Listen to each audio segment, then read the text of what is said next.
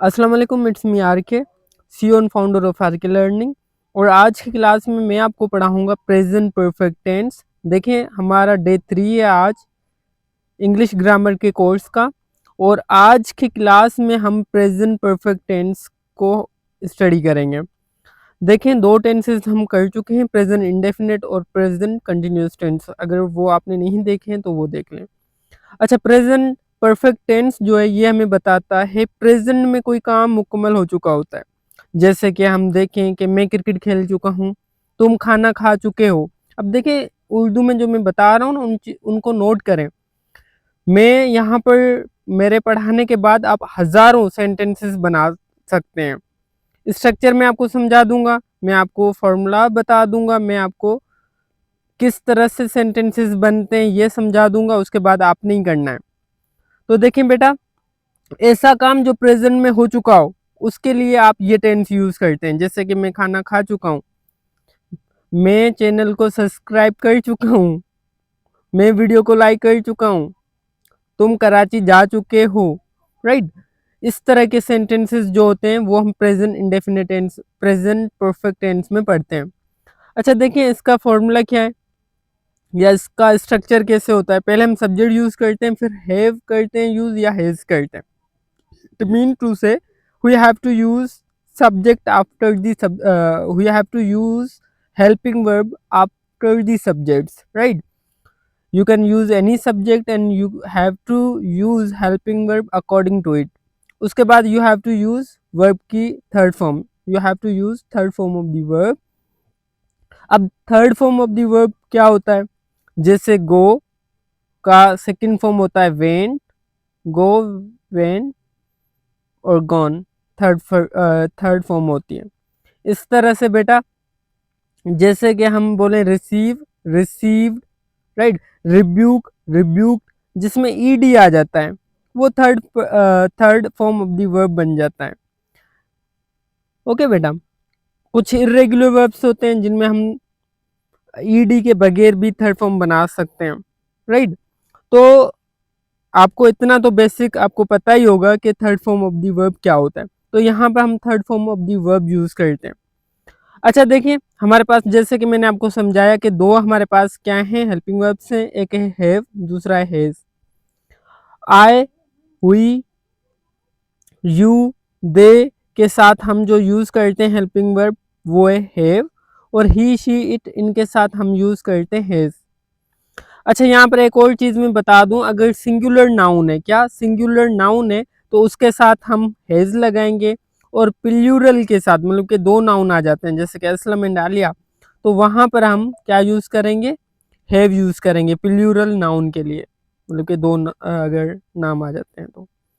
Okay बेटा, जैसे कि third form of the verbs कौन से होते हैं, ईटिन हो गया, गोन हो गया, डन हो गया, do, did, done, right, played हो गया, फिनिश्ड हो गया, सीन हो गया, सी, सा, राइट, और third form of the verb हो गया सीन।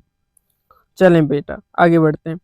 पहले हम पढ़ते हैं अफर्मेटिव सेंटेंसेस, मतलब कि पॉजिटिव सेंटेंसेस, राइट, या असर्टिव सेंटेंसेस। अब देखें, इनका स्ट्रक्चर बहुत ही सिंपल सा होता है। पहले सब्जेक्ट यूज करते हैं, उसके बाद हैव या हैज यूज करते हैं, फिर third form of the verb use करते हैं। अच्छा देखिए, हैव या हैज यूज करना मतलब कि ये आप पे डिपेंड करता है कि आप सब्जेक्ट क्या यूज करते हैं। अगर आप सिंगुलर सब्जेक्ट यूज करते हैं तो हैज, प्लूरल सब्जेक्ट यूज करते हैं तो हैव यूज करना है। जैसे कि मैं अपना होमवर्क ख़त्म कर चुका हूँ या कर चुका हूँ, अगर सिंधी में हम बात करें, आऊं पंहिंजो होमवर्क कंप्लीट करे चुको आहियां। ठीक आहे, अहिड़ो कमु जेको तव्हां प्रेज़ेंट में करे चुका आहियो, उहो तव्हां जेकॾहिं इंग्लिश में चवण था चाहियो त तव्हां प्रेज़ेंट परफेक्ट टेंस यूज़ कंदा।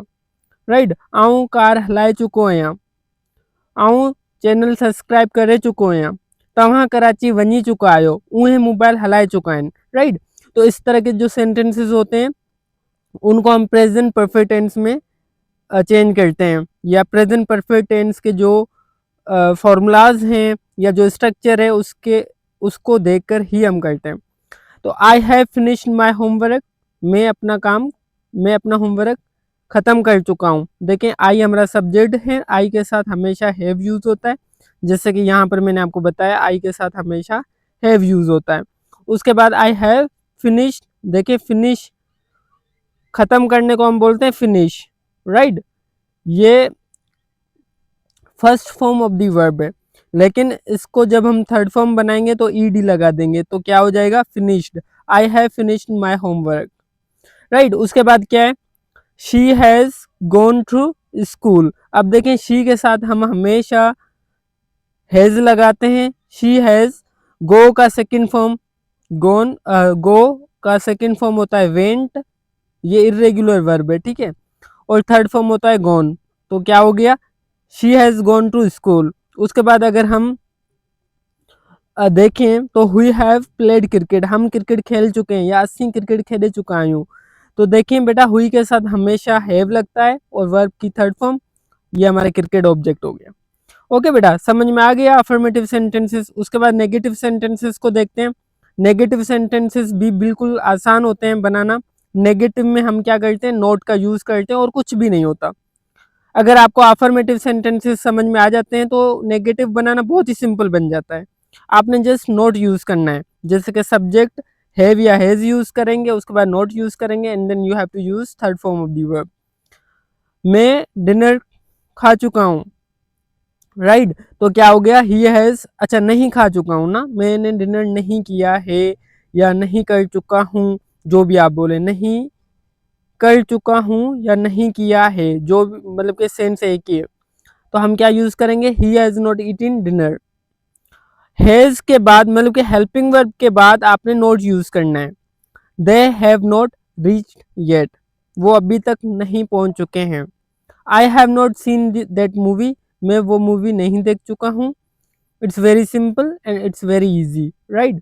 So let's move to the next sentences, that is interrogative sentences, right?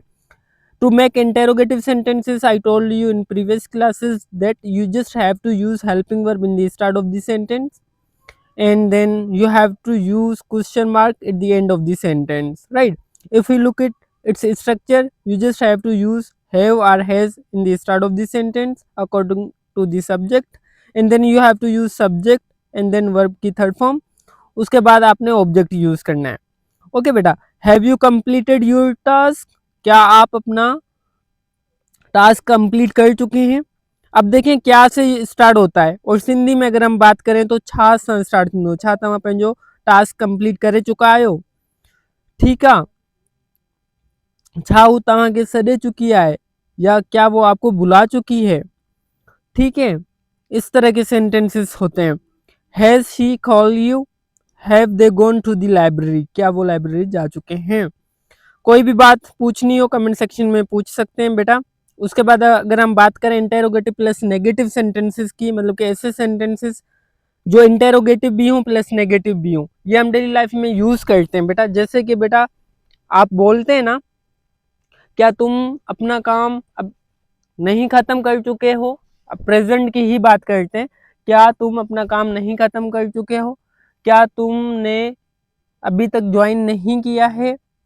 देखें नहीं की भी बात हो रही है, क्या से भी स्टार्ट कर रहे हैं।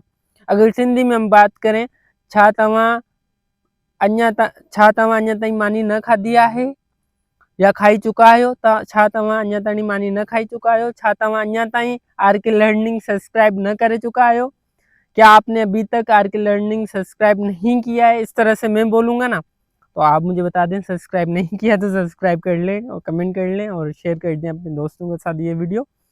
अच्छा देखें बेटा, तो यहाँ पर होगा हेल्पिंग वर्ब स्टार्ट में यूज करना होगा क्योंकि पहले ये इंटेरोगेटिव है उसके बाद नेगेटिव है। इंटेरोगेटिव के लिए हेल्पिंग वर्ब स्टार्ट में हम यूज करेंगे, नेगेटिव के लिए हम नोट यूज करेंगे। ओके बेटा, तो यहाँ पर देखें, have you not finish your work, आपने अपना काम अभी तक खत्म नहीं किया। Has he not join yet, क्या वो अभी तक ज्वाइन नहीं हुए। येट का मतलब होता है अभी तक, क्या येट और स्टिल का सेम मीनिंग होता है, स्टिल भी अभी तक, और येट का मतलब क्या होता है अभी तक। Have we not submitted the form, अब जिस तरह से मैं आपको टेक्स्ट करता हूँ ना कि आपने अभी तक टेस्ट नहीं दिया है, इस तरह से मैं बोलता हूँ उर्दू में। तो अब तो हमें इंग्लिश में ही बात करनी है, तो आप इस तरह से करेंगे। ठीक है बेटा, have we not submitted the test या द फॉर्म, जो भी आप बोले, जो भी यूज करना है। अब देखें, ये मैंने आपको इंटेरोगेटिव प्लस नेगेटिव समझा दिया। अब आप हजारों बना सकते हैं। क्रिकेट क्या आप क्रिकेट नहीं खेल चुके हैं, बोल सकते हैं ना बेटा। तो आपने ये इंग्लिश में भी अब बोलना होगा, यही स्ट्रक्चर फॉलो करना होगा जो मैं आपको पढ़ा चुका हूँ। अच्छा, कुछ चीज़ें याद करने के लिए हैं, टिप्स ट्रिक्स और शॉर्टकट्स हैं जो आपने याद करने हैं। हमारे पास बेटा यहाँ पर हेल्पिंग वर्ब्स कौन से हैं? हमारे पास यहाँ पर हेल्पिंग वर्ब्स कौन से हैं? अब देखें, हेल्पिंग वर्ब्स के लिए क्या है, शॉर्टकट है। शॉर्टकट नहीं है, लेकिन यूं समझ लें कि आपने ये चार्ट याद करना होगा।